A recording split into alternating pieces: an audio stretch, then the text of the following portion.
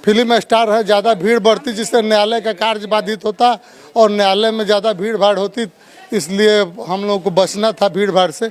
इसलिए हम लोग उनको कोरोना के नियम के पालन करते हुए न्यायालय में प्रवेश करा। चलिए, ये तो बहाना है, कोरोना कोई बात नहीं है, कोरोना अब नहीं है वकील साहब, ऐसा कुछ बात नहीं है। चलिए ठीक है, सेलिब्रिटी स्टार है, मुंह बांध कर आए हैं, अच्छा बात है, लेकिन जमानत दिलवा दिए नहीं।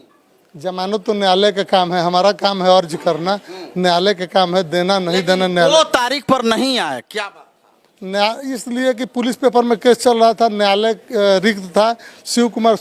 माननीय शिव कुमार सिंटू के न्यायालय में पहले से केस चल रहा था और रूम चेंज होने में टाइमिंग